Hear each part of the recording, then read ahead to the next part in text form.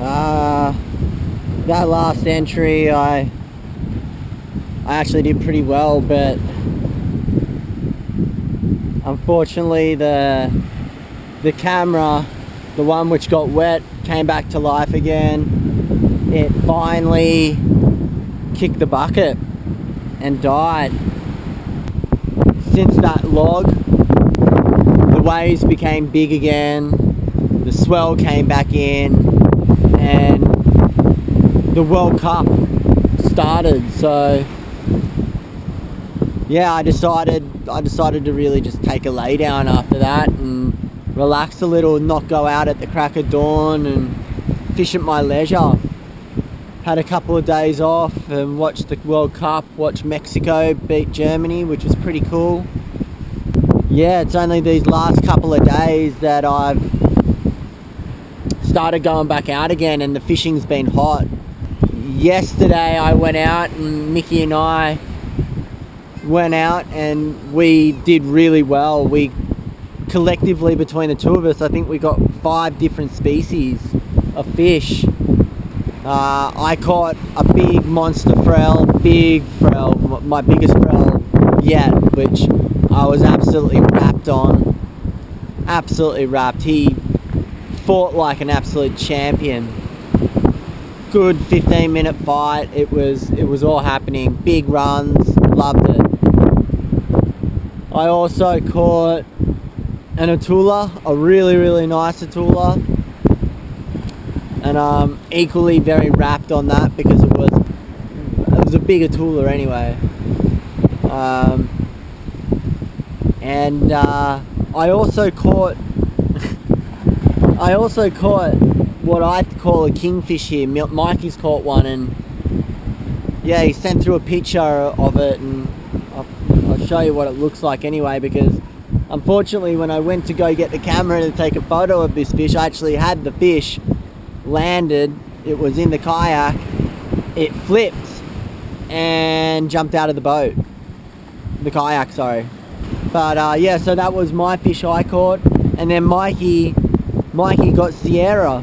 So yeah, it was a big mixed bag of fish. Big mixed bag. And probably one of the best days we've had out yet. Well, both fishing together anyway. We've had days where it's just been a tool of heaven, but as far as like different species caught and landed, yeah, yesterday was the day. Yeah, that brings us on to today, because yesterday it was such a huge day. Mikey was wrecked. I was wrecked. We had lunch, Sierra for lunch, and big barbecue cook up, and yeah, Mikey unfortunately didn't make the morning session. Not much happened on the way out. I thought it was going to be all on. The conditions were exactly the same. It wasn't until I got over to a laguna which burst its banks. In between this 7 days when I wasn't filming, we had a couple of big storms again, and the laguna's open. It's actually a tidal lagoon now because there was so much water in it, it gouged a trough through the sand, so it's now tidal, so it's open all the time, and the fishing was banging out there. I bagged the Sierra, which was awesome. Then I hooked up on another big frell, equally awesome. And then I hooked up on an Atula. And mind you, all of this happened as soon as I arrived at this destination. I didn't even have a touch the whole way, and it's at least a good 20-minute paddle that nothing happened. It was just dead. And then I got to the laguna mouth and the water was super dirty, and I changed over to the green and orange Rapala, and it's done nothing for me this whole trip. It hasn't caught one fish, but today it produced the goods. Caught the Sierra first up, caught the frell next, then it caught the infamous Atula, which I was super stoked to see, but it wasn't a big Atula, and it was on the big rod, so it wasn't peeling a lot of line, and I think I made a bad judgment error in that. Like, I should have let it play around a little bit more and tire itself out a bit more, but I got impatient, decided to try and land it, and I can't believe I'm saying this, but I hooked myself again. This time a Rapala in the leg. When it happened, I was like in total disbelief. I was like, no, I just didn't hook myself.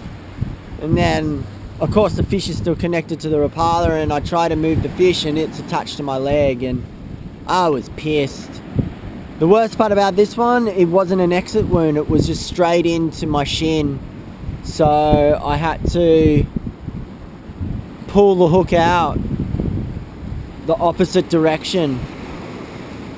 Literally tear my flesh out of my shin. So it was definitely the most uncomfortable thing I've ever had to experience, doing that out in the water like that. And yeah, no choice really. I didn't have cutters with me, so I couldn't cut the hook.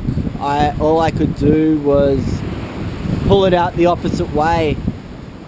At least the body goes into shock and the adrenaline starts pumping, and I went for it.